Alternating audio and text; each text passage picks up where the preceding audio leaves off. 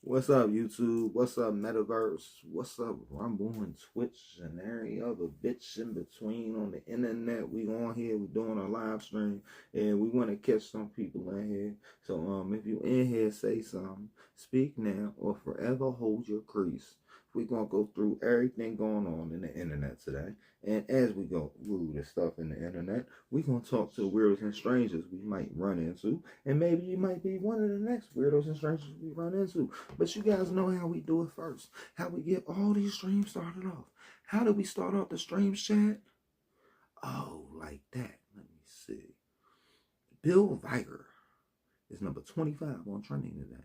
Why is Bill trending? Bill is trending because he looks like he's a soccer player. He is a soccer player. Oh, damn. Yeah, this shit sounds crazy, chat.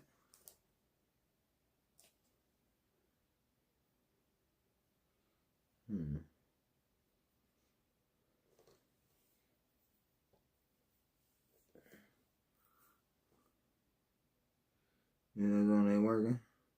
BBC usually lets us speak.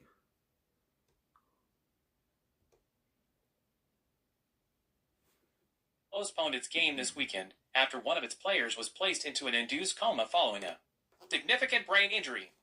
Billy Viga, age 21 and from Worthing, was injured during a game at Wingate and Finchley on Saturday in the Isthmian League Premier Division.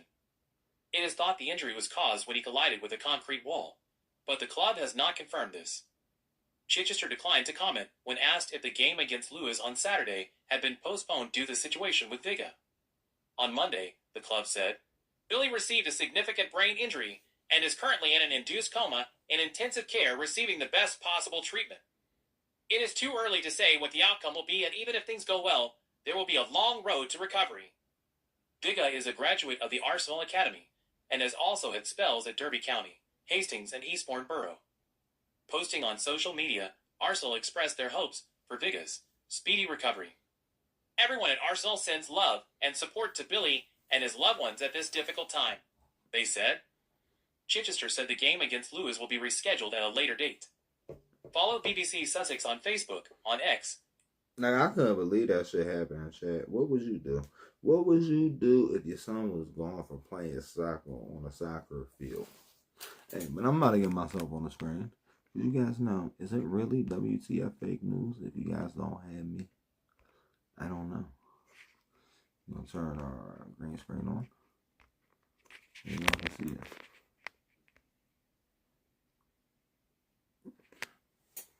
New Jersey governor hopeful.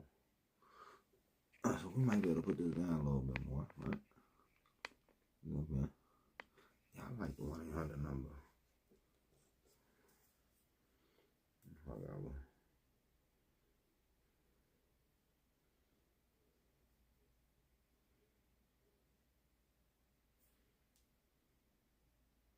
Washington. A branch of the National Archives released a mostly unredacted version of Democratic Representative Mikey Sherrill's military.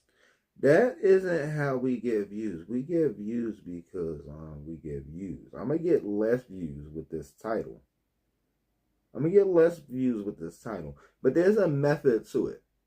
There's a method. Oh, you instructions were helpful.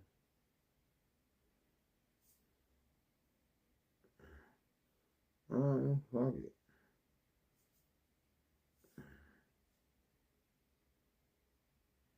What the fuck just happened? Okay, you gotta put outfits next time. Washington. A branch of the National Archives released a mostly unredacted version of Democratic Representative Mikey Sherrill's military records to Nicholas DeGregorio, an ally of Jack Ciattarelli, her GOP opponent in the New Jersey governor's race. The disclosure potentially violates the Privacy Act of 1974. And that's why I could tell you white people don't exist. White is a mixed race. So I don't even understand why there's white on the form. That's a mixed race. 1974, and exemptions established under the Freedom of Information Act.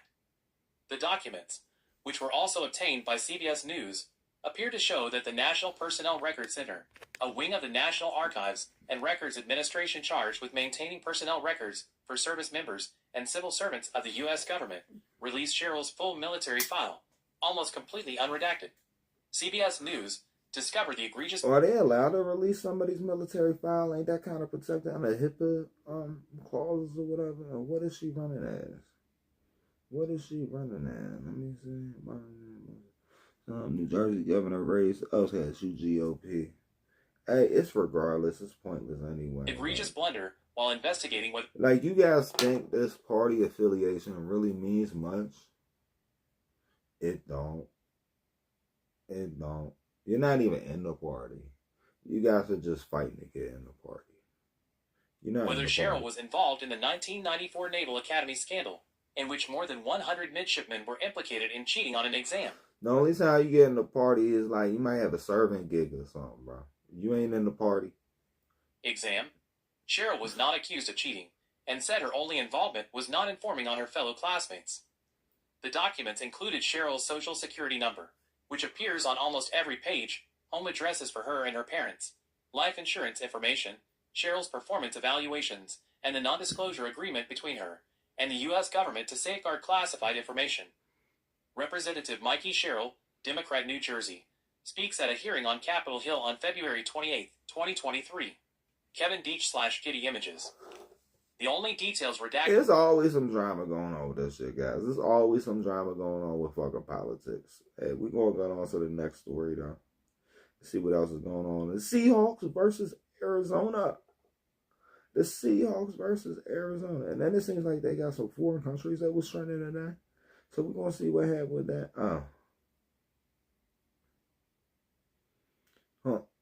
They're saying the Lions beat the Ravens 38-0. It says Seahawks versus Arizona. How the fuck did we get the Lions with Seahawks versus Arizona?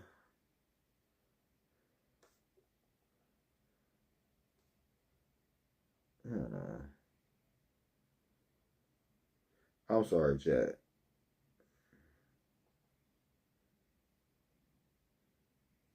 Read aloud. Week 4 of the NFL season gets underway with a matchup of NFC West rivals when the Seattle Seahawks visit the Arizona Cardinals on Thursday Night Football. Seattle moved to 2-1 with a blowout win over the New Orleans Saints on Sunday, while the Cardinals, 2-1, suffered their first loss on a last-second field goal at San Francisco.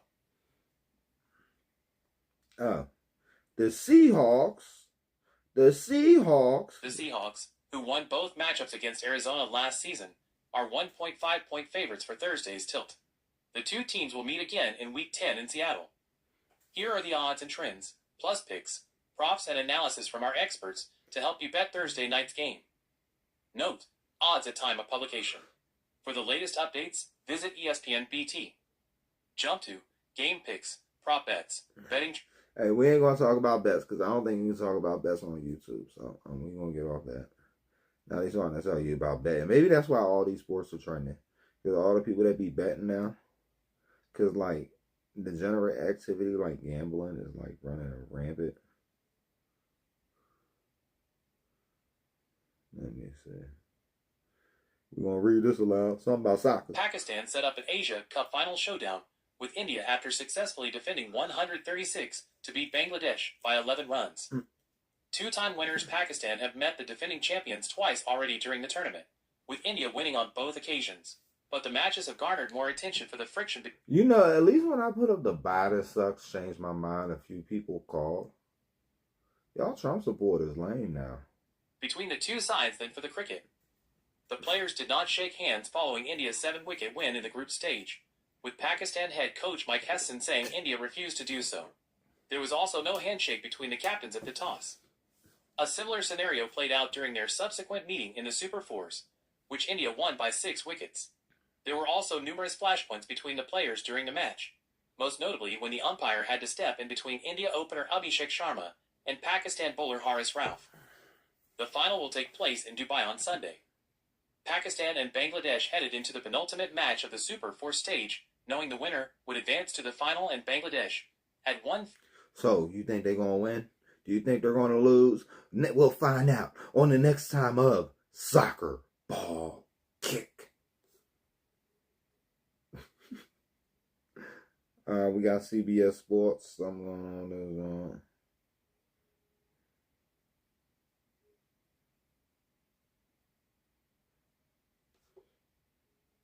I'll fix it next time. I don't know how to fix that shit. So y'all gonna have to leave me alone.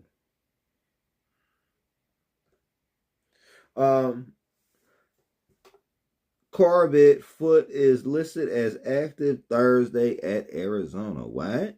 Huh? After sitting out the Seahawks Week 3 win against the Saints due to a foot injury, Charbonnet is back in action following a full walkthrough Tuesday and a full practice Wednesday. Prior to that absence, Charbonnet and Kenneth Walker accrued 27 touches apiece through 2 games, with the formers all on the ground for 57 yards and 1 touchdown. The eventual breakdown of work between the touches apiece through 2 games, with the formers all on the ground for 57 yards and touches apiece through 2 games. I don't know what type of time they on, y'all. Pause. That's almost the end of that joint anyway. Something's going on with Marvin. We're gonna find out what's going on with Marvin. Read aloud. Who's Marvin? Is it gonna read it? That's corny. This shit gonna read my site. Can't read your site. That's how fucked up that joint is. Why is the Times of India involved with everything going on over here? Maybe they gamble more than we do. Arizona Cardinals name starts it. Week 4 fantasy advice for Kyler Murray, Trey Benson, Marvin Harrison Jr., Trey McBride, and others. September 25th, 2025, 9 a.m. Eastern Daylight Time. The fantasy football landscape shifts each week, bringing fresh opportunities and unexpected challenges that separate the prepared from the pretenders. Savvy managers know that last week's performance tells only part of the story, and diving deeper into the underlying metrics reveals the accurate picture. This week presents some intriguing decisions. Here's insight about key Arizona Cardinals players heading into their matchup with the Seattle Seahawks to help you craft a winning lineup. Check out the free start/sit optimizer from PFSN to ensure you are making the right Kyler Murray, QB. It truly feels like we are an unlock Harrison away from Kyler Murray being labeled as a top 5 QB every week. Even with his presumed WR1 struggling, Murray has both a 30-plus yard completion and 30-plus yards rushing in all 3 games this season, showcasing the type of floor we love to have access to. The quality of competition in weeks 1 to 2 certainly does factor into his production, especially with a divisional opponent that has traditionally given him fits in the past on the schedule. Murray hasn't cleared 19 fantasy points against the Seahawks since Week 11, 2020, when he tallied 5 passing touchdowns to 4 interceptions in their pack. Yeah, 5 touchdowns? That's crazy. 5 touchdowns? Was that in one game? The fuck? Past 5 meetings with just 58 rushing yards over the past 3. I'm more optimistic than that, but not completely sold. He'll take the field on Thursday night ranked just outside of my top 10 at the position. James Conner, RB. If you're squeamish, I'd advise you just to trust me. The James Conner injury over the weekend was brutal. His foot needs season-ending surgery to repair, and the 2023 conversation will be an interesting one with time, despite Father Time. We all that drunk. Somebody got indicted today. Who got indicted? Comey got indicted. Comey got indicted. Comey got indicted. Do you know Comey? Do you know he's indicted? Former FBI Director James Comey said he's innocent after he was indicted Thursday on charges of making false statements to Congress and obstructing its investigation into the Russia probe. The big picture, Comey said in a video posted to his Instagram account that his heart is broken for the Department of Justice, but he has great confidence in the federal judicial system. Zoom in. My family and I have known for years that there are costs to standing up to Donald Trump, said Comey, who's had a fractious relationship with the president since 2017 when Trump fired him as FBI chief amid the Russia probe during his first administration. But we couldn't imagine ourselves living any other way. We will not live on our knees, and you shouldn't either, Comey said. I am not afraid. Somebody that I love dearly recently said that he said, I'm not afraid. Fear is the tool of a tyrant, and she's right. But I'm not afraid, and I hope you're not either. He added, I'm innocent, so let's have a trial. Let's go to trial. Now we got the Amazon Prime lawsuit settlement. Oh, let's find out about this. It might be interesting. New York Times is going to try to charge us to look at it. USA Today. It's going to ask us for money, I think. I don't got money. I'm a broke motherfucker, guys. I'm broke. Y'all don't even send me no money. Amazon to refund millions of Prime customers in $2.5 billion FTC y'all literally settlement. don't send me fucking The Federal nothing. Trade Commission accused Amazon of using deceptive tactics to sign customers up for Prime subscriptions that were difficult to cancel. Mary Warth Holdridge, Jessica Gwynn, Bailey Schultz. USA Today. What changes will Amazon implement for Prime cancellations? How does this settlement affect tech industry practices? How will consumers receive Prime refund amounts? Amazon has agreed to pay what the Federal Trade Commission, FTC, has called a historic $2.5 billion settlement after it was accused of manipulating customers into getting and keeping Prime subscriptions. The FTC filed an antitrust lawsuit against the retail giant in June of 2023, alleging that it had enrolled millions of consumers in Prime subscriptions without their consent, and then made the subscriptions exceedingly difficult to cancel. At the time, how did they put it in? Like, what? Amazon called the suit proof that the FTC had radically departed from its mission of protecting consumers and competition. But the company settled the case just as the Seattle trial was beginning. Download USA Today's app to get to the heart of news. Joshua John, suspect in ICE. Amazon was aware of shady practices lawsuit.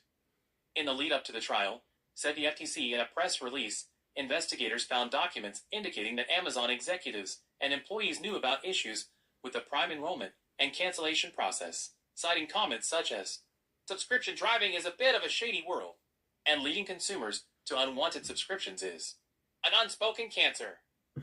Watch it here. Stream your favorite shows. The biggest block.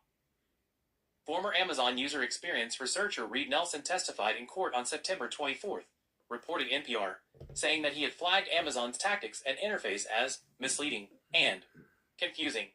Amazon argued that its practices around subscriptions and cancellations exceed industry transparency standards, and that it had spent millions improving the customer experience, according to NPR. The evidence showed that Amazon used sophisticated subscription traps designed to manipulate consumers into enrolling in Prime, and then made it exceedingly hard for consumers to end their subscription. FTC Chairman Andrew Ferguson said in a statement, "Today, we are putting billions of dollars back into Americans' pockets and making sure Amazon never does this again." The FTC is pursuing similar litigation against other major companies. Federal Communications Commission Chair Brendan Carson. That shit crazy. So Amazon might owe you some money. And Amazon owes you money, let Amazon know where to get the money to. What is that?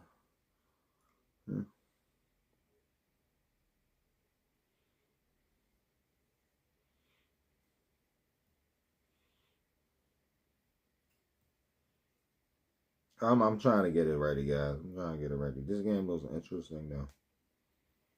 Xbox's Tokyo Game Show 2025 broadcast was filled with exciting reveals and moments, including the long-awaited reveal of Forza Horizon 6, which is actually set in Japan.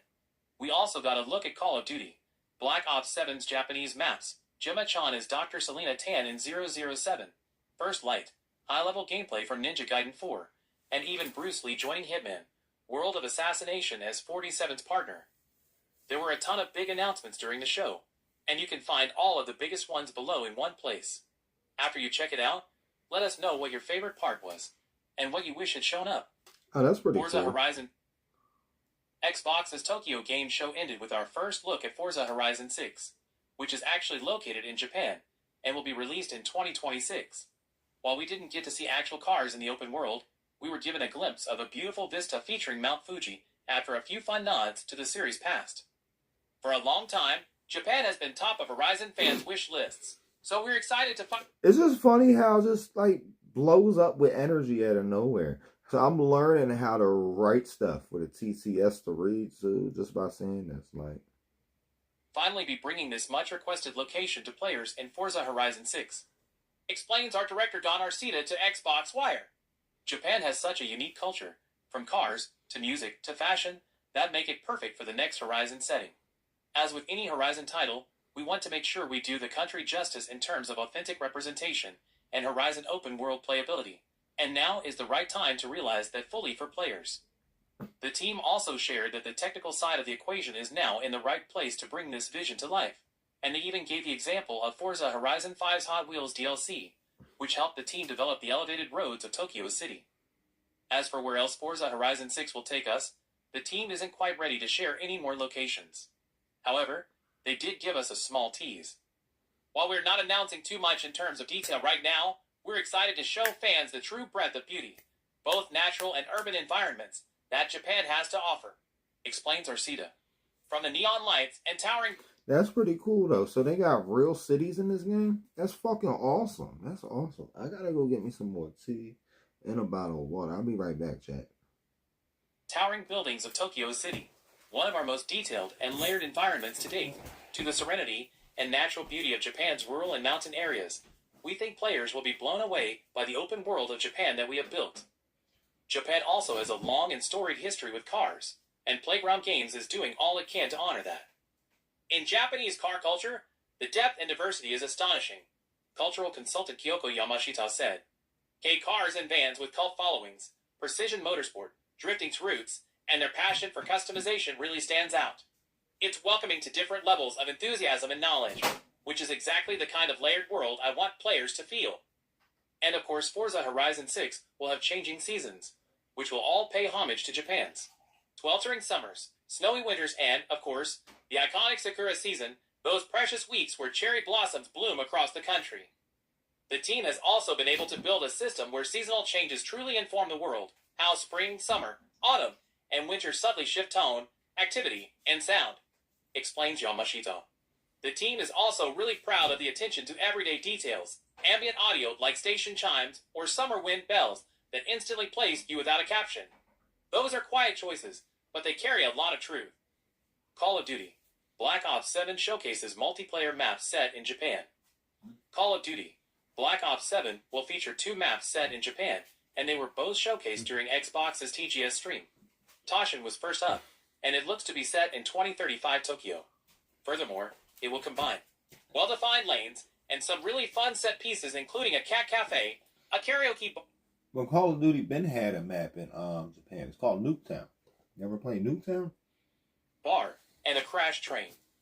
Din is the second one and will offer a different vibe. This map is set in the countryside outside Tokyo and centers around a Japanese castle that's been repurposed as a guild base. Call of Duty Black Ops 7 will be released on November 14th, and the early access beta will start on October 2nd before the open beta kicks off on October 5th. 007 First Light cast Eternals Gemma-chan as Dr. Selena Tan. 113 Autoplay setting on. 007 First Light official TGS trailer. TGS 2025. 007 First Light not only was featured during the stream with quick looks at gameplay, but we were also introduced to MI6 head of tactical simulation, Gemma Chan's Dr. Selena Tan. For those unfamiliar, Chan has previously been seen in Eternals, Raya and the Last Dragon, and Crazy Rich Asians. Selena oversees a cutting-edge program designed to test and refine the skills of MI6's most promising recruits. The official description reads of the brand new character. With her background in psychology, strategy, and immersive technologies, she is as formidable as she is innovative. Ninja Gaiden 4 gameplay overview features Master Ninja difficulty action and training mode. 446 Autoplay setting on. Ninja Gaiden 4 difficulty overview trailer. TGS 2025. Ahead of its release on October 21st, Ninja Gaiden took center stage at Xbox's TGS stream to showcase not only its training mode that will let you practice combos and weapons in a safe place, but also its Master Ninja mode.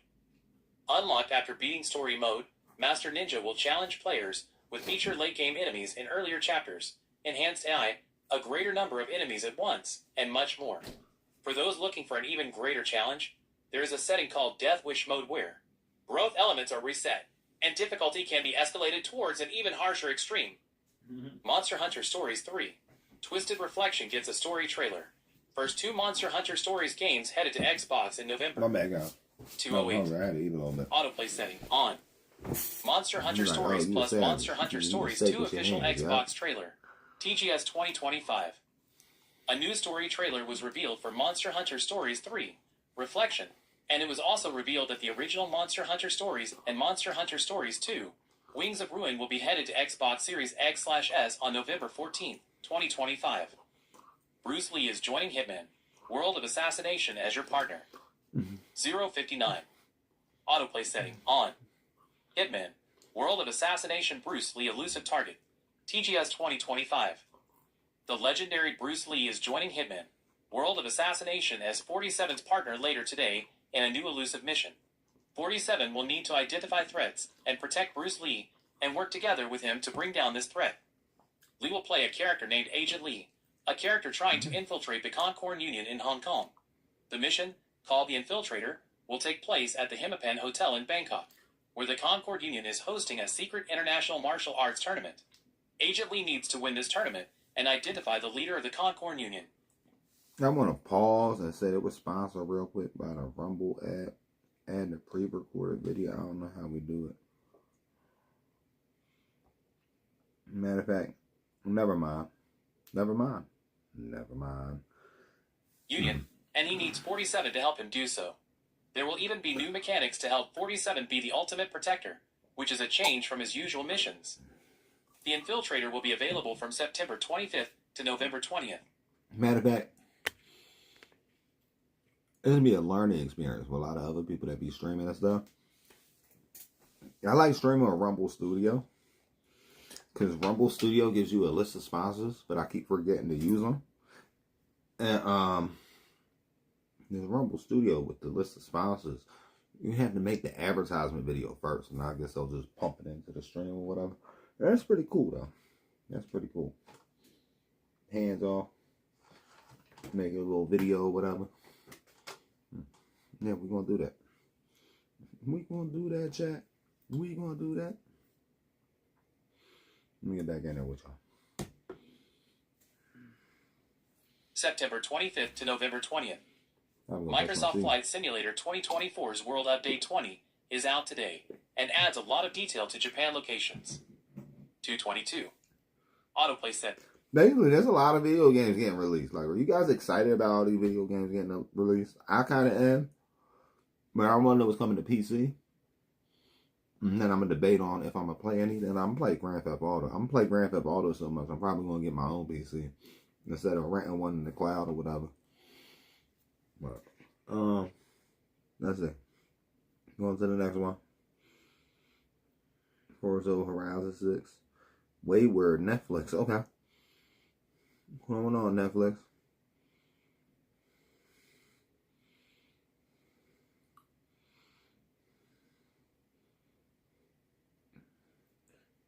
Yeah, read it aloud, bro. Wayward Review. I can't Toni fucking Collette read. is utterly magnificent in this eerie thriller about teen runaways.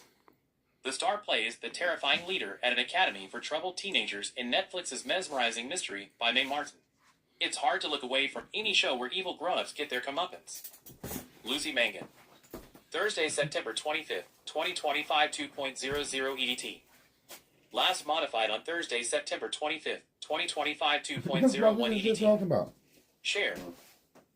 Oh, happy day, when we were divided from America, as that insightful old veggie burger George Bernard Shaw had it, only by a common language.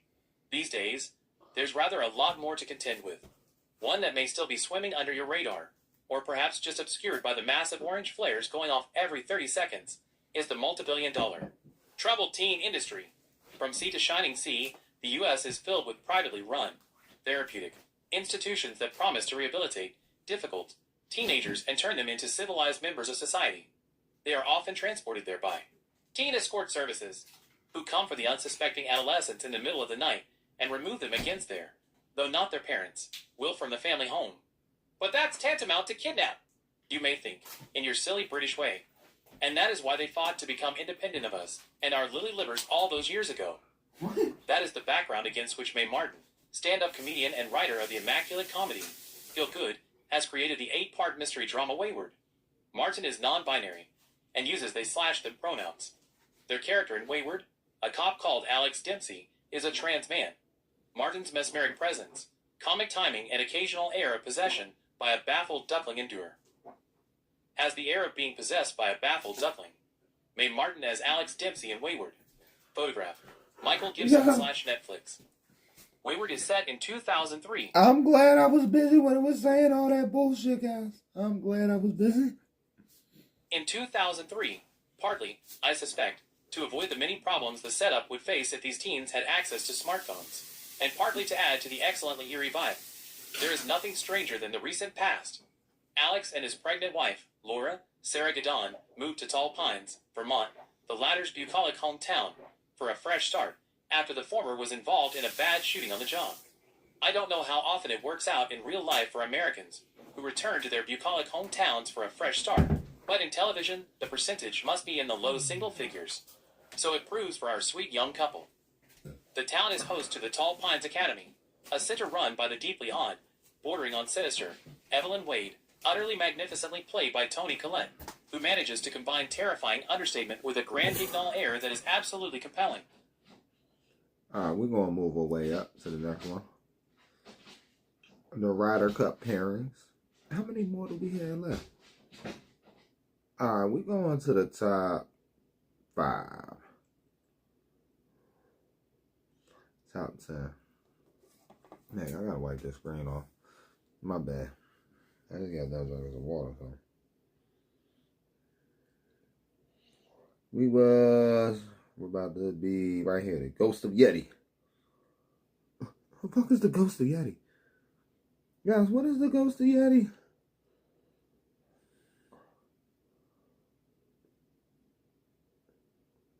What the fuck is the path of Ghost of vengeance Yeti? is paved with bloody samurai action and a more human story. Autoplay setting on. By Michael Hyam. Updated September 25th, 2025, 1:17 p.m. Posted September 25th, 2025, 9 a.m. Sequels are opportunities to either build upon a predecessor and push boundaries, or refine what was already great and deliver that again with a stronger focus. With Ghost of Yodi, developer Sucker Punch leaned heavily into the latter approach, and the result is more captivating open-world action and unbelievably striking visuals at every turn. It doesn't try to revolutionize things, sticking pretty close to 2020's Ghost of Tsushima in general, but I don't necessarily mind when that means it can expand in aspects that matter and offer a tighter distillation of the samurai fantasy that was originally promised. Not many games in recent memory can hang their hat on having combat as fluid and satisfying as this, and it's packed into a revenge tale that makes for a more human story. Coming off of Tsushima, the novelty of imitating filmmaker Akira Kurosawa may have worn off a bit, but the cinematic stylings of his samurai classics still effectively seep into Ghost of Yodi's look and vibe.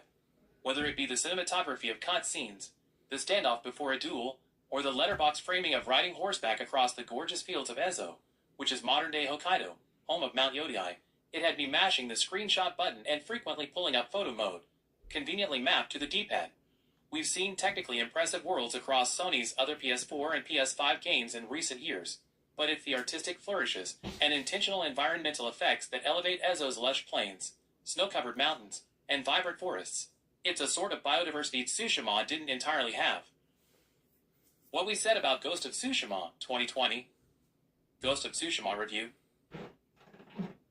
Ghost of Tsushima is an enormous and densely packed... No, we're back. The You gotta stay picturesque focused, vistas bro. and dense flower fields lend Yodi its own identity, but it's the new lead character, Atsu, who gives the wandering samurai tale a more enticing edge as well. It's a story far less concerned about the romanticized idea of the samurai, and instead focuses on the lengths one would go to exact their justice. Tsushima's protagonist, Jin, was just fine for the purpose of its story, yet he wasn't a particularly interesting lead on his own. Moving to Atsu, who's fiery and brash, gives Yodi the kind of personality it needs.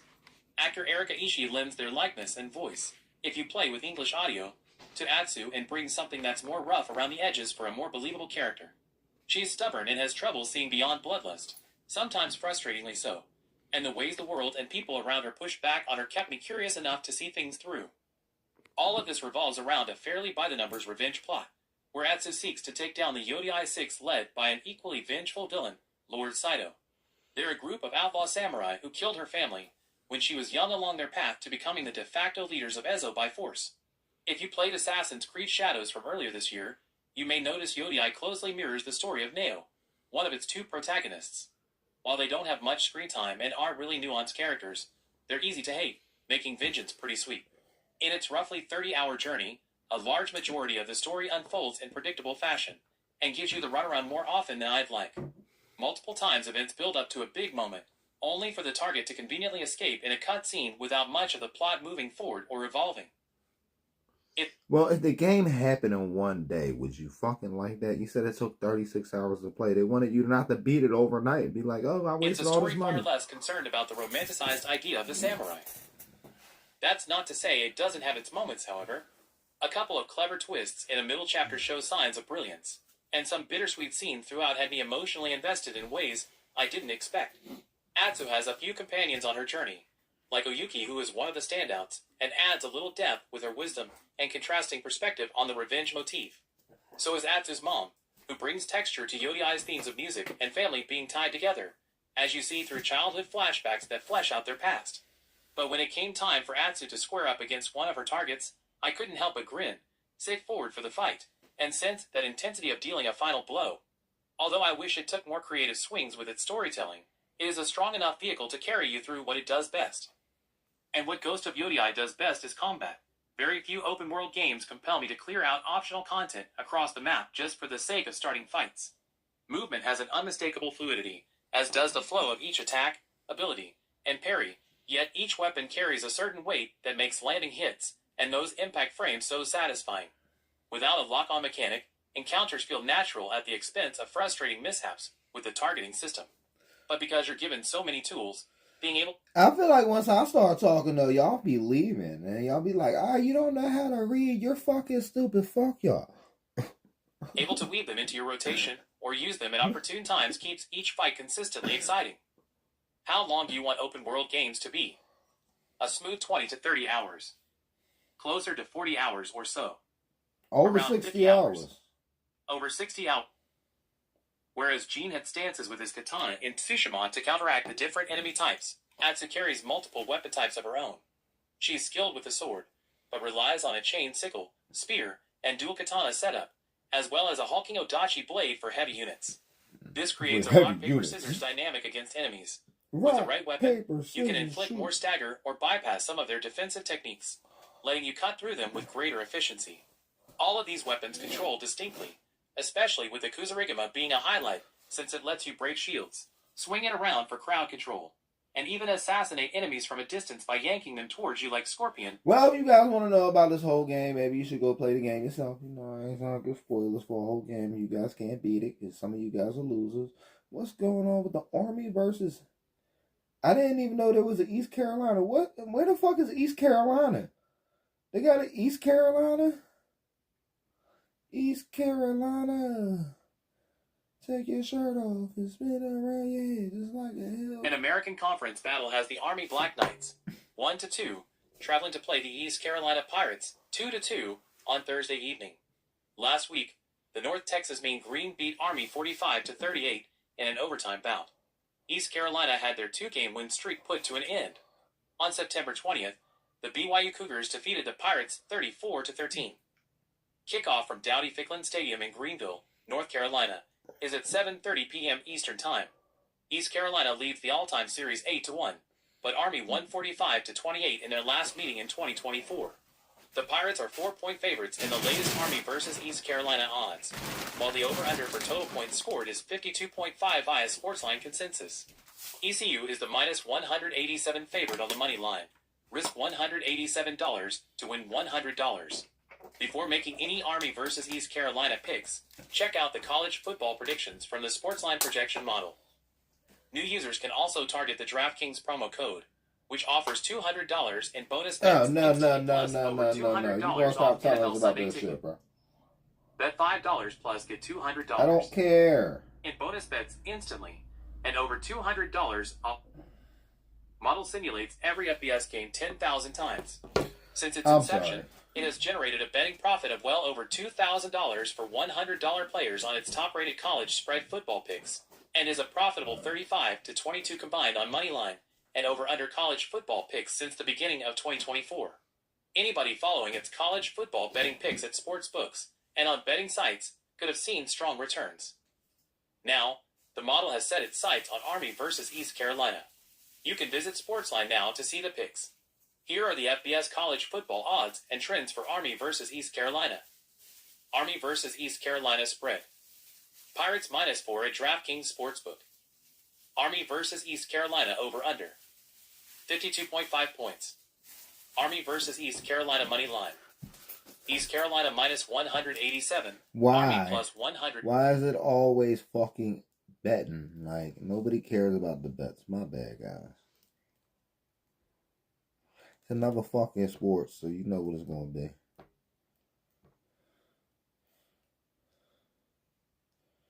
Real loud.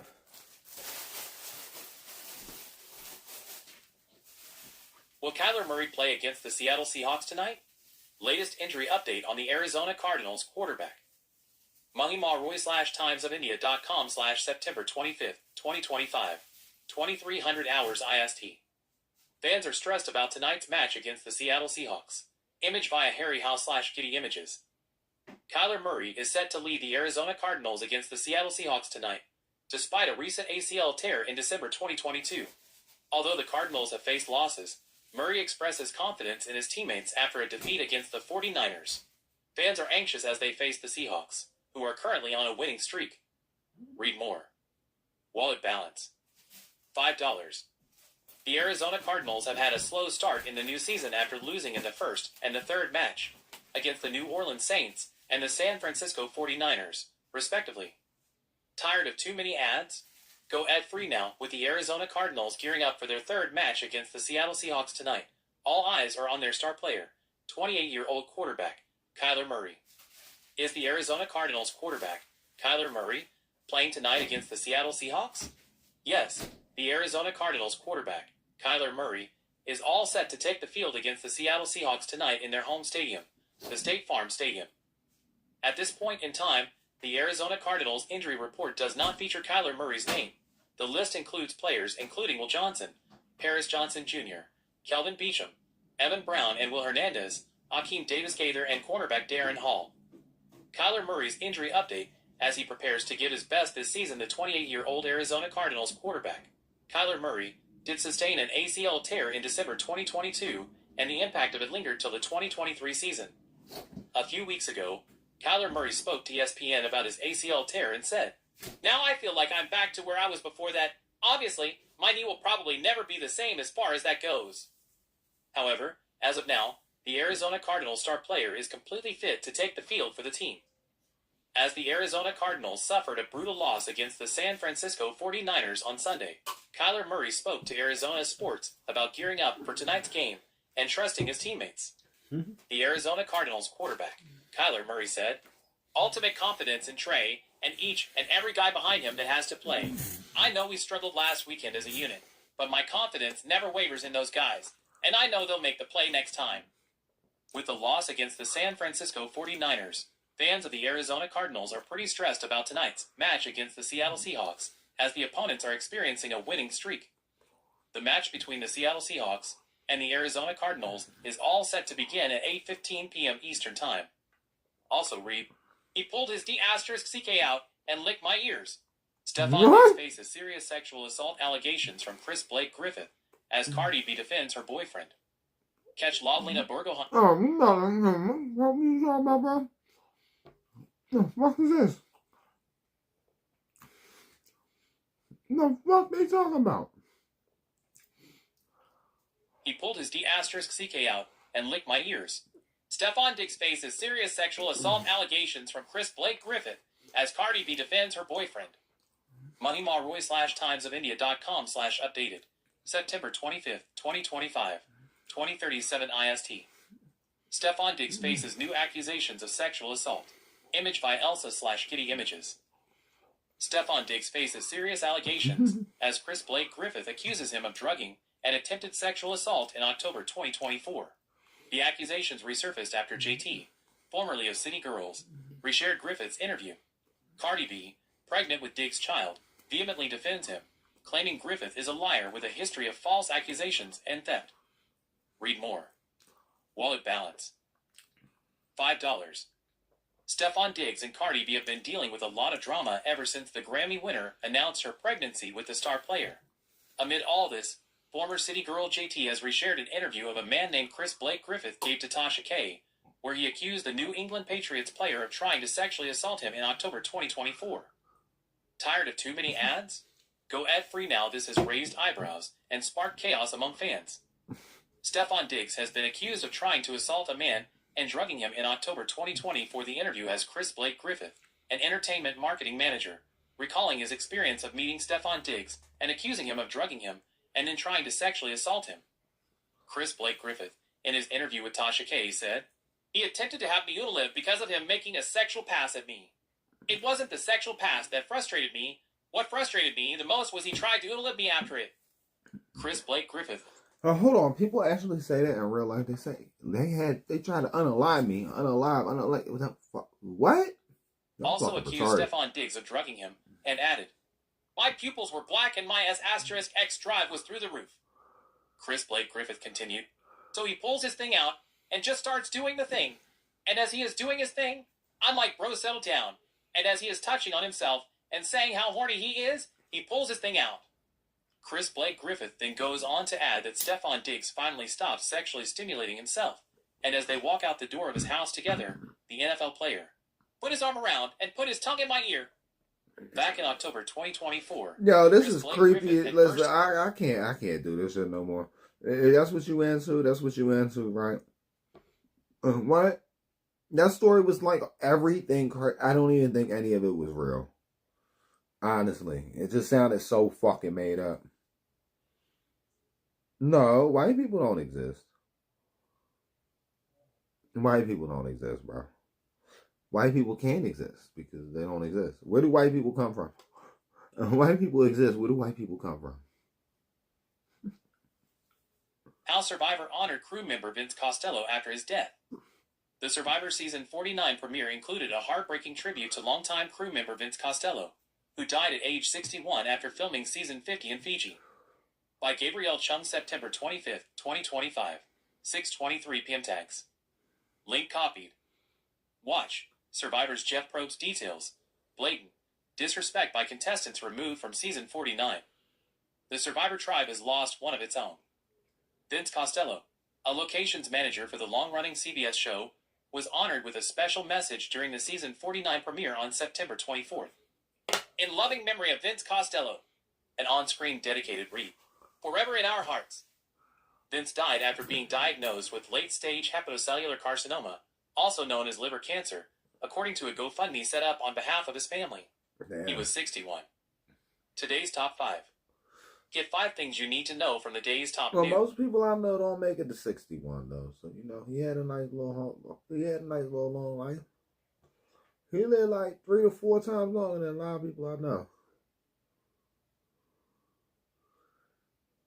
Why does 60% of the population commit 80% of the crime though? You're only 60% of the population. Y'all commit 80% of the crime, but white people don't exist. White people are Europeans. So, like, white people don't exist. Now, you can be mad that white people don't exist, but there is no such thing as white people. So, until you can, like, comprehend that, right, I have nothing to talk to you about.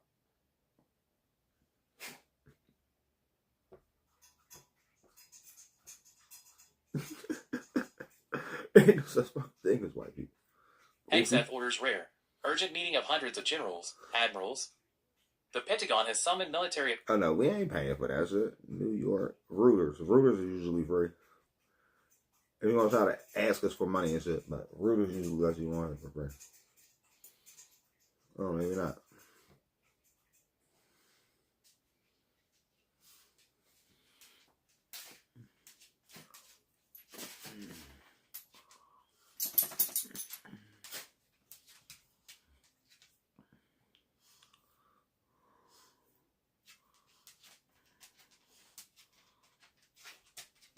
Now, I'm not fucking talking to y'all support.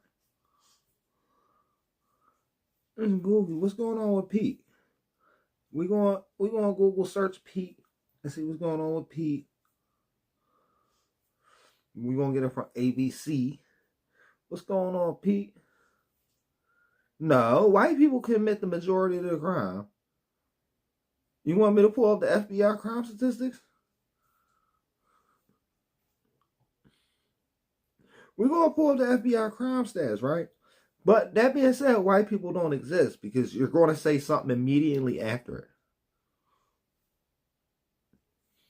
And this is why. We're going to realize white people don't exist. He's about to prove my point for me.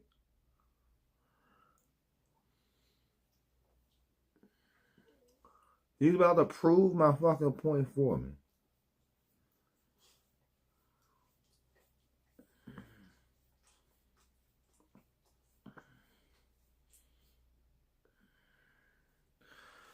Ugh.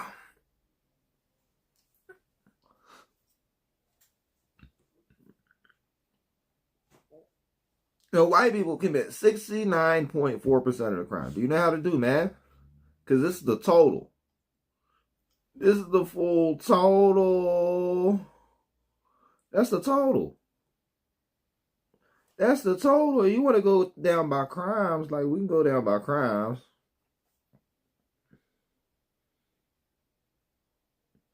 No, white people don't exist. Stop being goofy. Really want to get into it. We ain't gonna get into all that though. I'ma hurt your feelings, bro. I'ma hurt your fucking feelings. But we already proved white people commit the majority of the crime. Said the FBI crime statistics are wrong. And this was just released by Trump. These were the FBI crime statistics collected in 2019 because it takes a few years for them to finalize the numbers, right? So Trump didn't just collect this data. It didn't just happen under Trump. But Trump also released it. No, the fuck they didn't. You're stupid. You're fucking stupid, bro. And white people don't exist. White people don't exist. But like white people like to do shit like let's see. Y'all got like some major drinking problems. Like, look, right? Y'all commit what percentage of the drinking violations? 81%.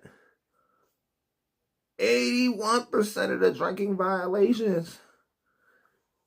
Oh, sex offenses.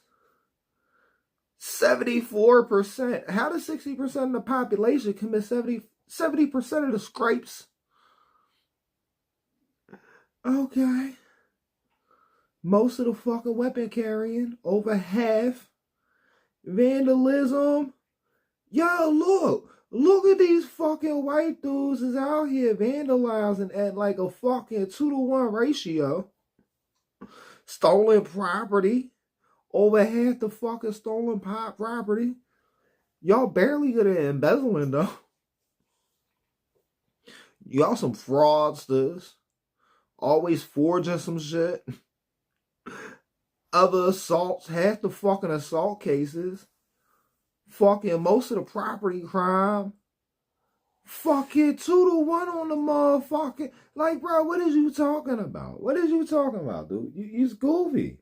You is goofy. But you're basically tied on the robbery. Got most like, see, there's a reason why I ended up closing out. You're supposed to be talking about Pete. We'll get into that subject. When we got the last 10 left, I'll explain to you how white people don't exist. Hegseth calls rare meeting of large number of generals and admirals. U.S. officials told ABC News they don't know what the meeting is about. By Luis Martinez and Flaherty. September 25th, 2025, 6:01 p.m. Eastern Time. 4-minute read. Hegseth calls rare meeting of large number of... Defense Secretary Pete Hegseth has ordered a large number of general officers and admirals to gather next Tuesday at the Marine base at Quantico, Virginia, according to 5 U.S. officials. 2 of them told ABC News they don't know what prompted this gathering of potentially hundreds of the U.S. military's most senior leaders. They having another Diddy party. Diddy's getting out of jail. They're going to have the Diddy party. That's the day Diddy's going to get out of jail. Leaders. It is very rare to hold such a large meeting of general officers who are based stateside and overseas in one location, and for it to include the defense secretary. Andrew Harnick/Getty Images. The unusual meeting will also take place months after Hegseth ordered a 20% reduction in the number of officers of the 4-star rank, in addition to the 15 senior military officers he has removed from their posts, including General Charles C.Q. Brown, Jr., the then chairman of the Joint Chiefs of Staff, and Admiral Lisa Franchetti, the Navy's top admiral. The Secretary of War will be addressing his senior military leaders early next week, Chief Pentagon spokesman Sean Parnell said in a statement. Parnell used Hegseth as informal title, which came from President Donald Trump's executive order renaming the Department of Defense the Department of War earlier this month. The formal renaming Listen, of the white man, department we gotta would put you require in Congress time to out act. for a second. Hegseth unveils new restrictions on Pentagon press access. Cause The like, you invitation sound went out like to some of the most commanders at the hateful one-star shit, bro. level and higher, as well as their command sergeant majors. Sources told ABC News. You got like a 10-second This timeout. means several hundred Gotta of these chill out. high-ranking officials are expected to converge upon the Marine base at once. Overall, there are 838 total general officers, and It's called admirals on studying. active duty. 446 of them are from the higher 2-star, 3-star, and 4-star ranks, according to the Pentagon's latest statistics from June. Though Y'all be making fun of me, but I can't read it, but y'all can't stream. it is difficult to ascertain a breakdown of how many officers are in command positions versus staff positions. The Pentagon declined to say how many people will attend the meeting and what its purpose is, leaving many officials scratching their heads about the last-minute order. The Washington Post was first to report the news of next week's gathering. It is not unusual for a defense secretary to meet with senior military officers at the Pentagon or those on domestic and overseas travel. Twice a year, the senior officers in charge of the U.S. combatant commands gather at the Pentagon to meet with the secretary. However, the size and scope of the meeting that makes next week's gathering rare and likely a security concern for planners. The meeting has also led to speculation among officials as to whether it has anything to do with Hegseth's moves to reduce the number of officers serving as generals. Hold on. How are you gonna bring every fucking officer in the world into your situation? And it's not gonna be safe? Generals or admirals. In May, Hegseth signed a memo directing a minimum. I'm still trying to understand this. Hold on. We gotta pause. Cause like I'm having trouble understanding how if all the officers are there, how the fuck would that not be safe? Shouldn't that be safe if you like bring every official in the military into one fucking room? Which it sounds fucking weird anyway. And when you really think about it, it's like, what? So you're gonna bring everybody from all around the world into the same fucking room? Sure, okay. Have fun with that. But when you end up pulling that off, right? And these are like your top soldiers, what the fuck is going on? What the fuck is going on? Minimum. 20% reduction in the number of force. You're just mad that you're not white. You're mixed race. You don't know your race. You're a mixed race. You're a mixed race dude that calls yourself white. 4-star generals and admirals across the active duty force. He also called for at least a 20% reduction of general officers in the National Guard, as well as at least a 10% reduction in general and flag officers affiliated with combatant commands. In a video accompanying the memo, Hegseth described it as a less generals, more GIs policy. See, and that's what I wanted to do. I wanted to say that white wasn't a race, because white isn't a race. It's a mixed race, but it's not a race. Policy. In the memo, Hegseth said the order was needed to It's a drive fucking mixed innovation race. and operational excellence, Goofy. unencumbered by unnecessary bureaucratic layers that hinder their growth and effectiveness. These motherfuckers A is critical step retarded. in this process is removing redundant force structure to optimize Yeah. and streamline leadership by reducing excess general. That's what you gotta remind these goofy ass dudes though. You gotta remind them what they was being called in Europe before they came over here. General and flag officer positions. He also wrote, ABC News Network.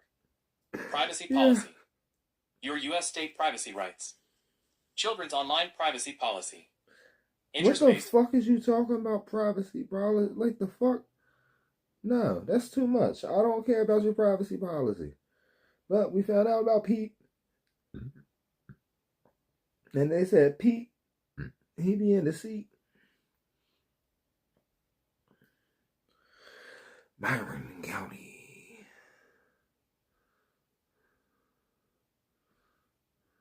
Let me see. Denelon, Florida, WCJB, a Florida Amber Alert has been issued for Caden Spate, 17, of Denelon. Sheriff's deputies confirm he is the victim of a shooting that happened Thursday afternoon. Spate was last seen in the area of the 12800 block of SW Highway 484 in Denelon. He was last seen wearing an unknown colored t-shirt and blue jeans. Officials say Caden may be in the company of 4 unknown males, possibly Hispanic. They may be traveling in a light-colored van. If located, officials say no to approach and to call law enforcement immediately. Amber Alert issued for missing 17-year-old boy from Marion County, WCJB. Marion County Sheriff's deputies confirmed Spate's disappearance is connected to a shooting that occurred in Denelon on Thursday, around 4 p.m. Deputies say Caden was driving a work truck on Highway 484 when unknown males opened fire. Caden was wounded in the shooting. When deputies arrived on scene, they say he was gone. Deputies ask if you were in the area at that time and have any information about this incident. Please call MCSO at 352-732-9111. Click here to subscribe to our newsletter. Copyright 2025 WCJB. All rights reserved. Most read. 9-year-old arrested for bringing loaded gun on school bus. Oh, that shit sound crazy. What? Always some crazy shit going on. William Shatner. We was just talking about him the other day. What happened to William? I thought he was already dead, though. To be honest, I'm more surprised to find out he's alive. It was like the same thing with Ozzy. William Shatner medical scare sends Captain Kirk to hospital. By TMZ staff. Wow. Published September 24th, 2025, 8:28 p.m. Pacific Daylight. This old dude was a pimp, right? This dude fucked more bitches in 1 week than most of y'all gonna fuck in your lifetime. William Shatner is a fucking pimp, right? William Shatner has fucked more hoes in a week than you gonna fuck in your lifetime. And that's why all them goofy ass nerds ended up liking the dude. Because they knew he was getting all the cheeks.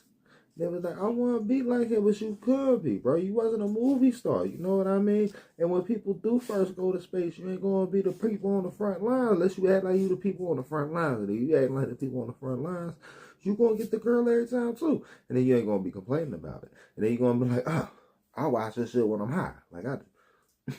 September 24th, 2025, 8:28 p.m. Pacific Daylight Time. Updated September 25th, 2025, 11:15 a.m. Pacific Daylight Time. 7:50 a.m. Pacific Time. William Shatner confirmed that he had a medical episode with the explanation that he overindulged and poked fun an hour. Accurate reporting. William Shatner, who played... Oh, what he do? He get a little bit too much cheeks. I'm telling you. Listen, they make that Bluetooth shit for this dude, William Shatner. Played the iconic role of Captain Kirk on Star Trek. Was rushed to the hospital Wednesday after suffering a medical emergency, TMZ has learned. Harry Gold, Shatner's agent, told TMZ the legendary actor experienced an issue with his blood sugar while at his home in Los Angeles late Wednesday afternoon and was checked out. TMZ.com. We're told Shatner called emergency medical service workers for help as a precaution and paramedics showed up in an LAFD ambulance. Shatner was transported to a local hospital to get checked out and was already back home, Gold said, adding, "He's fine." TMZ.com. Meanwhile, the 94-year-old Shatner has been keeping a busy schedule lately despite his age, making public appearances, and working on projects tied to his Captain Kirk character. Get well soon, William. I'm more surprised that he's still here. I thought William Shatner had been passed on. Because, like, the original Star Trek came out in... When the fuck did that shit come out? Like the 50s, I think? Like, he was working in the 50s. So he had to be like at least 20. Unless he was a teenager doing that shit. Potential for Tropical Storm Imelda increases as Tropical Storm Umberto strives for hurricane strength. Umberto could become the season's next major hurricane, but the interest area set to become Imelda could be a threat to the Bahamas and U.S. Here's what you need to know in our latest forecast update. By Jonathan Erdman, Jennifer Gray, Rob Shackelford, Sarah Tonks, and Jonathan Bells 3 hours ago. Description. View comments. Share. Tropical storm Umberto is forecast to become a major hurricane in the central Atlantic. Like, the next comment, system expected to develop, subscribe, which would be named Imelda, may become a larger threat to parts of the southeast U.S. and Bahamas as the Atlantic hurricane season shifts into a higher gear following Hurricane Gabrielle. There is still a lot of uncertainty as to the details of how this will all shake out into next week, so please check back with us at weather.com for important updates in the days ahead as the forecast gradually becomes clearer. Here's our latest info.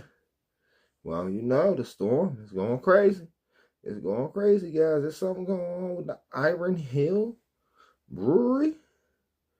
And this is on Channel 6 ABC. Iron Hill Brewery announces abrupt closure of all locations. By Maggie Kent. Thursday, September 25th, 2025, 7:43. Philadelphia, WPVI. Iron Hill Brewery abruptly closed all 15 of its breweries and restaurants on Wednesday, leaving employees and customers stunned. The company announced to employees that it had filed for bankruptcy. "It's so fresh. It's so fresh. It's shocking. We need a second," said Lauren Brown, a now former employee of the Center City location. The closure on Market Street is part of a broader shutdown across the entire Iron Hill chain, which includes 15 breweries in multiple states. The company cited financial difficulties in a message to staff. "Due to ongoing financial challenges, the company has made the difficult decision to file for bankruptcy and regrettably will be permanently closing its doors." Jordan Corporal says both he and his girlfriend lost their jobs without warning. "It is an uprooting, I guess. Trying to figure out where to go." No, white people don't exist. That's actually a mixed race. "Go from here," Corporal said. Earlier this month, 3 other Iron Hill locations closed with little warning. "Basically, the thing that happened with the other locations a few weeks ago. The same thing happened here. Some believe the brewery may have expanded too quickly. I'm thinking they just bit off more than they could chew," Brown said. Customers were also caught off guard by this sudden closure. "It'd be jam-packed in here. I'm very surprised," said Sam Jenkins of Pennsauken. He and his wife would visit every time they came into the area. Oh, what did they say? Iron Hill Brewery operated locations in Pennsylvania, New Jersey, Delaware, Georgia, and South Carolina. The company has not responded to Action News requests for comment. How the fuck did he say it? Hold on. Comment. Pennsauken? Pennsauken. He and his wife would visit every time they came into the area. Fucking racist. Iron Hill Brewery operated locations in Pennsylvania, New Jersey, Delaware, if you can't speak American, get the fuck out of here, AI. Georgia, and South Carolina. The company has not responded to Action News requests. You don't know how to fucking say Pennsauken? Pennsauken. Yeah. Pennsauken.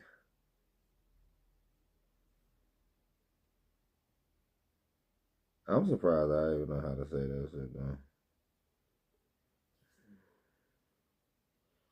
I'm not doing extra shit. Like, they always want you to do extra shit. Why would I do extra shit?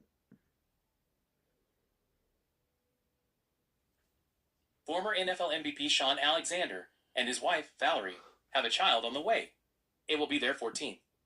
The Seattle Seahawks great revealed the news during an appearance on the Upend Adams show on Thursday while discussing Harvest Covenant, an athletic program for homeschooled kids he and Valerie founded. Advertisement. "We're just now starting to tell people, but number 14 is in the belly," Alexander said. So I gotta do a lot. The Alexanders, who married in 2002, have had 10 girls and 3 boys. What the fuck? They about to have 14 fucking kids? Is they on TV? They need a TV show. Heaven, Trinity, Eden, Joseph, Justice, Temple, Honor, Jedediah. Hold on, they got 14 kids and it don't look like any of them fucking older. Like, they got 14 kids and most of them is teenagers. Young teenagers. Jedediah, Torah, Eternity, Hosanna, Hope, and Judea. Sadly, their 9th child, Torah, died 70 days after birth in 2017. Here's a family photo from March. Sean played in the NFL from 2000 to 2008, reaching stardom as the Seahawks starting running back. For 5 straight years, he posted at least 1,100 rushing yards and 14 touchdowns, earning MVP honors in 2005 with a campaign that saw him tie the NFL single-season record for rushing touchdowns with 27 and break the record for touchdowns from scrimmage with 28. LaDainian Tomlinson broke both records a year later. Advertisement. Alexander struggled with injuries after that season and ultimately finished his career with a partial season in Washington.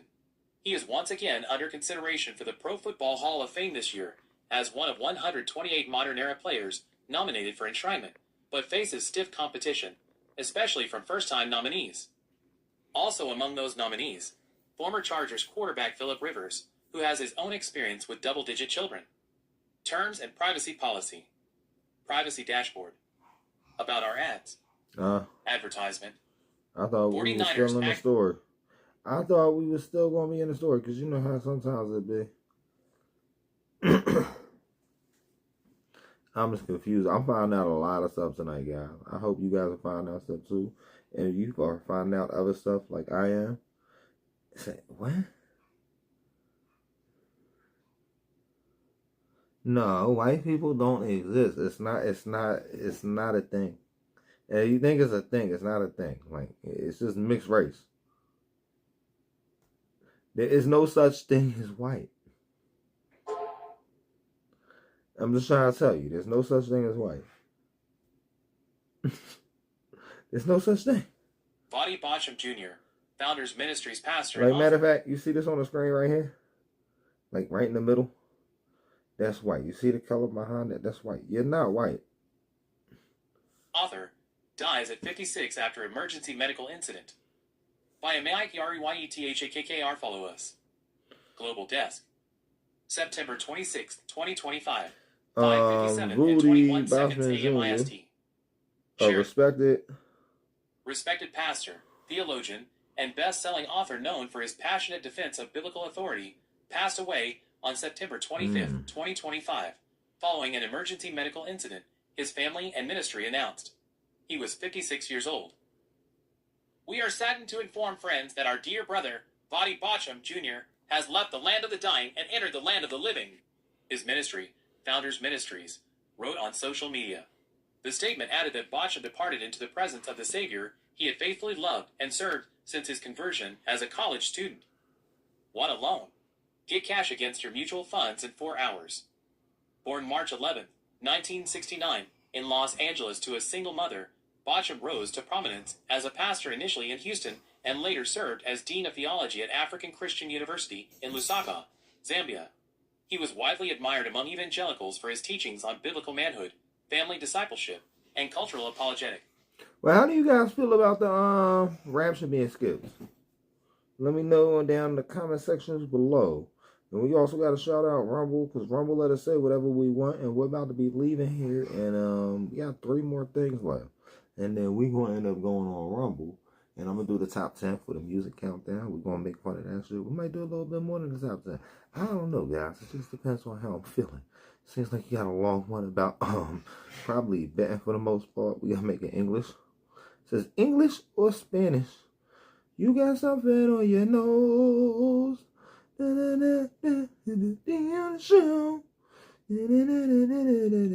Barcelona follow in the footsteps of Real Madrid after victory over Oviedo with goals from Eric Garcia, Robert Lewandowski, and Ronald Araujo. Barcelona suffered and had to come back, but emerged victorious, 1-3, from their visit to Oviedo thanks to goals from Eric Garcia, Robert Lewandowski, and Ronald Araujo. Spanish La Liga 2025-26. Follow the 2025-26 season of Spain's La Liga on ESPN Plus Select and ESPN Deportes. Stream La Liga, calendar, results, board.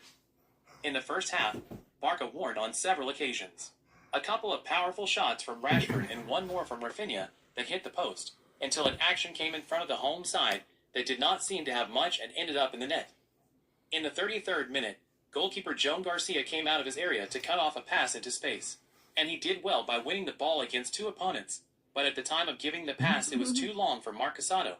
It fell to Alberto Reina, who did not miss, and shot in front of an open goal. Lewandowski celebrates his... Alright, we almost there, guys. National Daughters Day. It was National Daughters Day. So, if you didn't know, when is National Daughters Day? Was that today? I believe it was today. What is today? Today is September 25th. Nobody told me it was National Daughters Day until what's up?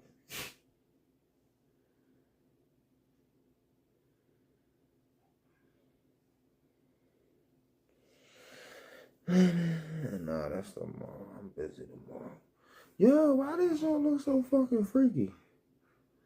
Why the fuck this song look so fucking freaky, guys? What is it? National Daughters Day 2025 wishes. Celebrate your daughters with heartfelt messages. Here's why is it celebrated importance. By Gunnar WALIFLOS. Global Desk. September 26, 2025. 12:21 and 20 seconds a.m. IST. National Daughters Day 2025 wishes are being shared across the United States on September 25th. The day highlights the importance of daughters, honoring their role in families and society with love and encouragement. National Daughters Day 2025 wishes shared by families across the United States. Pick credit. X/@Scarlet_Girl. National Daughters Day 2025 wishes are being shared across the United States on Thursday, September 25th, 2025. Families use this occasion to honor their daughters. Did anybody know today was National Daughters? I just found this out. No. It's regardless. I don't know what your time zone is, but it might still be early enough. It's National Daughters Day. Daughters and express love, encouragement, and appreciation. The celebration of National Daughters Day 2025 wishes highlights the importance of equality, recognition, and the role daughters play in family and society. National Daughters Day 2025 wishes. National Daughters Day 2025 wishes are being shared across the United States as families mark this special occasion on Thursday, September 25th, 2025. The day is dedicated to celebrating daughters who bring joy and meaning to the lives of their parents.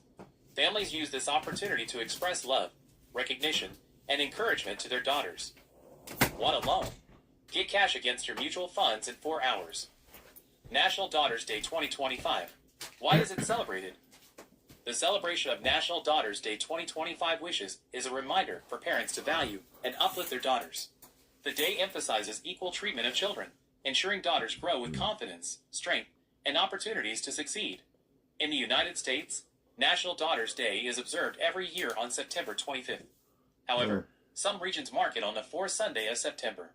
According to the National Day Archives, the observance originally started to help erase the stigma that existed in some countries against having a girl child. Over time, it became a day of celebration, love, and positive recognition. National Daughters Day 2025 importance. Parents often use National Daughters Day 2025 wishes to remind their daughters that they we are... got the last one. We're going to get the biggest one for you guys. The biggest one for you guys. Seahawks versus the Cardinals. We done been heard this shit. So what the fuck else is trending? What is trending like in the past right now?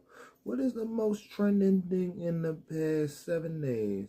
What is the most trending thing? Seahawks. National. The Rapture. And then we're going to look up Tylenol. Because Tylenol definitely has been trending a lot more than it should be.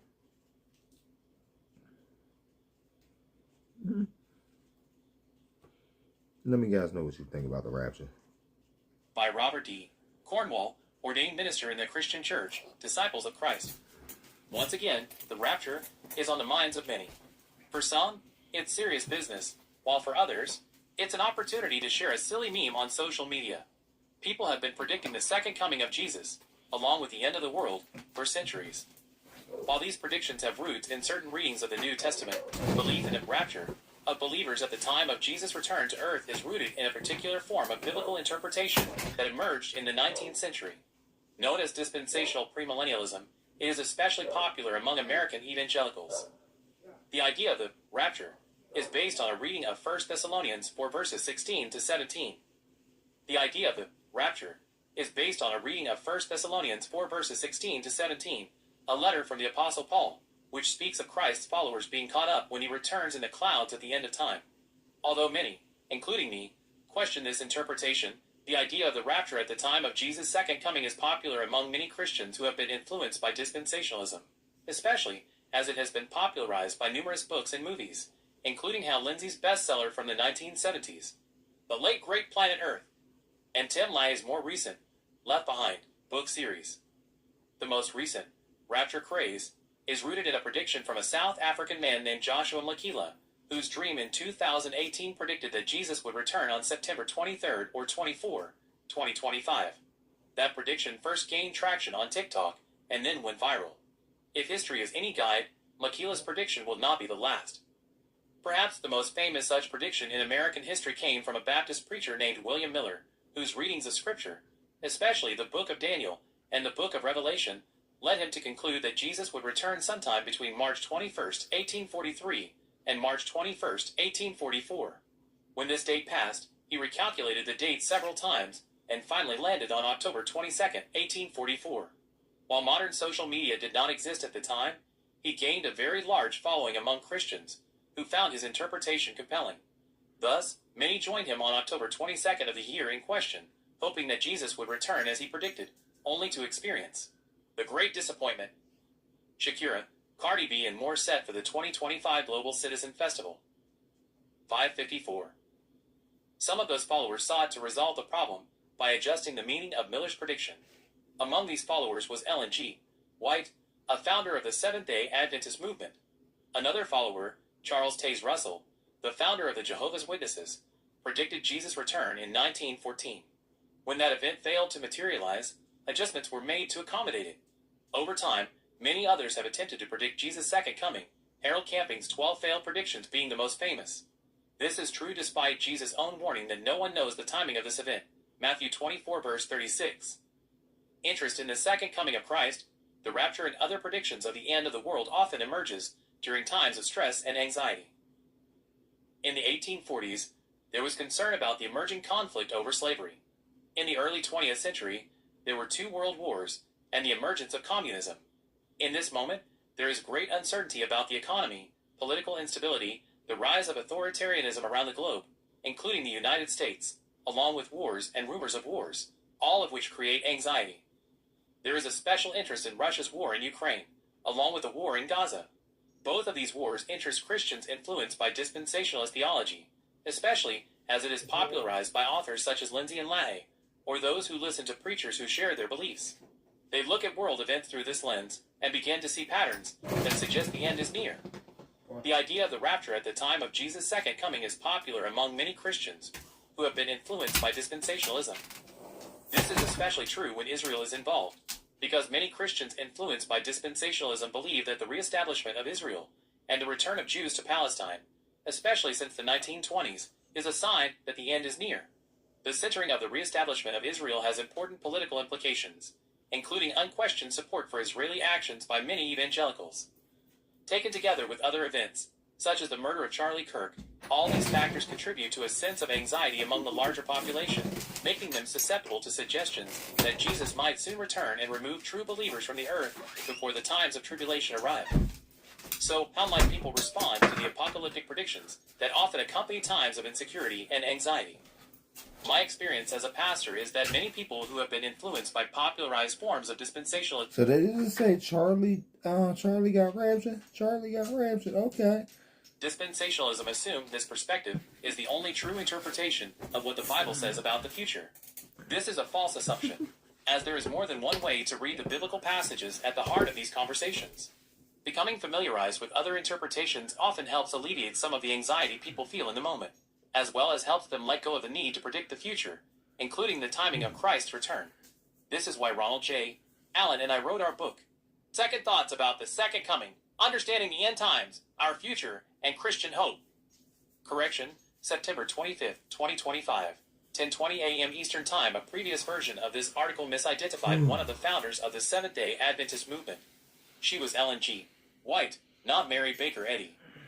Robert D. Court. They're like, we was wrong, guys. We was wrong about the rapture. And I also want to talk about Tylenol. Because if you have Tylenol and you're taking Tylenol, then you have Tylenol problems. If you're addicted to Tylenol, then we're here to talk to you off of taking Tylenol. Because you shouldn't take Tylenol unless the president says you should take Tylenol. But the president said you shouldn't take Tylenol. So I don't know how we should address I'm taking Tylenol. If President don't want us to take Tylenol, what is he talking about? What's going on, bro? President Trump's warning to pregnant women this week to stop taking Tylenol based on his unproven claim that it can lead to autism sparked widespread concern and many questions about what the science actually shows. So we're going to try to take some time. Well, I don't think pregnant women should take anything for the most part, but the autism aspect, like, what the fuck is you talking about, dude? And answer some of those questions. Let's start with Tylenol, which doctors have turned to as the best option for treating pain and fever during pregnancy. On Monday, President Trump blamed acetaminophen in part for a significant rise in the number of cases of autism. Here's what he said. Acetaminophen, which is basically commonly known as Tylenol. Did you take Tylenol? Is your kid on the spectrum? Call RFK Law right now, and we'll get money for you. Pregnancy can be associated with a very increased risk of autism. I want to say it like it is. Don't take Tylenol. Don't take it if you just... I think Trump might be on the spectrum. Do you guys think Trump might be on the spectrum? I think he might be. Can't. At least it's it's fight like hell not to take it. There may be a point where you have to, and that you have to work out with yourself. For more on this, we're joined first by Dr. Linda Eckert. She's an author and a professor of obstetrics and gynecology at the University. So what's the author going to tell us? Let's listen to what she got to say. Of Washington. Dr. Eckert, welcome to the News Hour. Thanks for joining us. Well, thank you. So scientists have been She's a doctor like Dr. Joe Biden. looking at this link between acetaminophen and autism for decades. In the announcement, we should point out that the White House leaned very heavily on the research of the dean of Harvard School of Public Health, Dr. Andrea Baccarelli, quoting him as saying there is a causal relationship between Tylenol and autism. Just tell us, what does most of the research on this issue show? Most of the research does not bear out that there's a causal relationship. Causal relationships are quite hard to prove, actually. And the research on Tylenol has been quite reassuring overall. And there was actually many studies, several great studies that have looked at this. And the most recent one that is a very powerful study was done in Sweden, where they looked over 250,000 individuals. And they also were able to look at siblings, where people had environmental and sibling relationships, genetics in common. When they accounted for these environmental and genetic risks, Hold on, what did you did not say? see in people had environmental and sibling relationships, genetics in It says sibling relationships. Who the fuck had a sibling relationships? This is common. the people that When don't they exist. accounted for these environmental and genetic risks, they did not see any association between Tylenol and autism. So that's thought to be a very gold standard study. Dr. Eckert, can I also ask you, the reporting has shown recently that Dr. Baccarelli was also paid some $150,000 a few years ago in 2023 to be an expert witness in a lawsuit against the makers of Tylenol. It's gotten a lot. Hold on, they paid him how much? Baccarelli was also paid some $150,000 a few years ago in 2023 to be an expert witness in a lawsuit against the makers of Tylenol. It's gotten a lot of attention, but is that unusual or cause for concern here? Well, I feel like a lot of times when people do research and publish it, they are asked to be experts. I think what's important. This bitch is a literary doctor and can't even say fucking ass right. Important is to disclose that, and also to have a balance of people that are testifying or offering expert opinions. I want to ask you as well about what we just heard from the president, because he spoke very definitively about. I'm just glad I'm not a literary doctor, because if I was a literary doctor and I could talk like this all day, but I still said asked wrong, because he said asked wrong or whatever. I guess it's hard to say asked when you're holding your nose like they be doing. I don't know how they hold their nose from the inside though. That shit was gave me a fucking asthma about attack. this. He said to pregnant women about Tylenol, just don't take it, fight like hell not to take it. How does that square from the guidance from professional medical Guys, if you have a fever, you need to fight like hell. associations? It does not square well. The American College of Obstetrics and Gynecology, the Royal College This sounds like they're having like violence towards gynecologists. of Obstetrics and Gynecology, the Society for Maternal Fetal Medicine, all have looked very extensively at the data. All have come out quite strongly, reaffirming their recommendations that Tylenol really is the best choice for controlling pain and fever in pregnancy, and both pain and fever. So what happens if you get violent when a gynecologist and then you find out that the gynecologist was like artificial? Obstetrics and Gynecology, the Society for Maternal Fetal Medicine, all have looked very extensively at the data. All have come out quite strongly, reaffirming their recommendations that Tylenol really is the best choice for controlling pain and... I thought you're not supposed to take nothing though. So fucking confused. fever in pregnancy, and both pain and fever in pregnancy themselves have risks for the fetus. We also heard the president say to pregnant women that they should consider toughing it out when it comes to pain or fever during their pregnancies. We know pregnancy to be such a high stress time for women already. I just wonder how you look at that language. Well, I have to say, as someone who's cared for pregnant patients for over 30 years, I find it shocking. I think that it is unlikely that the same advice would be given to the opposite gender, to just bear their pain and not do anything about it. And the most important thing is that we want pregnant patients to be well and their babies to be well, just like they do. So I think they should talk to their providers and they should use evidence-based medicine. Yeah, but you guys don't want to overdo it too. I've seen a lot of people overdoing it. Like there's a safe amount to take and like an unsafe amount to take. And like if you're going to take it, don't take more than 2. And science to help make that decision. We also heard the Health Secretary Kennedy announce that his agency is closely examining links between vaccines and autism. And he said before that this kind of research has been actively suppressed in the past. Can I get your take on that? Is there any evidence that that research has been suppressed? I think it's the opposite, actually. This has been looked at so carefully, and there are many studies, tens and tens of studies, a very large number. There's many studies. Oh, what the fuck she say? I think it's the opposite, actually. This has been looked at so carefully, and there are many studies, tens and tens of studies, a very... How the fuck is there tens and tens of studies? What the fuck is they on, yo? PBS is on something else, guys. But we about to be on something else anyway. So let's see. We're gonna go over here. Yeah, we got into most of it. So this is the moment I get to speak to you guys. I think you guys got the point already though. Because enough trolls came in that I was able to get to the point that was going to be number 1 on the news topics tonight. White people don't exist. There is no race called white. Now wait. So if y'all want to be goofy and talk about some goofy shit because y'all white people don't even exist. With that being said, have a good night, YouTube. I'ma holler at y'all. We're going to go over the Rumble.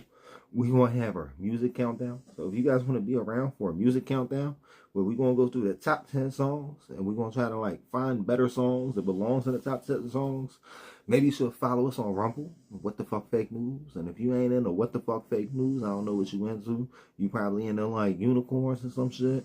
You might be... The fuck is that other shit? Either way, you in the Pineapple Club, bro. You just sitting there in the chair in the corner. You in the Diddy chair. And I know you be in the Diddy chair. And you just be chilling there in the Diddy chair. You be paying for the hotels. And you be chilling in your Diddy chair. Well, listen. Don't be chilling in the Diddy chair over on YouTube. You can come watch us on Rumble, because we always go live on Rumble, because Rumble seems to be like a more fair platform.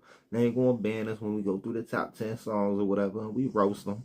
So if you want to come over for the roast, if you want to be in the roast fest, come over to Rumble, or you go on Switch. It just depends on where you had the account at. Just make sure you talking that bitch, okay? Holla at y'all. Peace.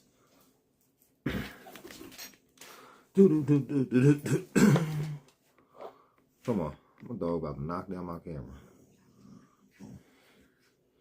That means that we're going to put some music.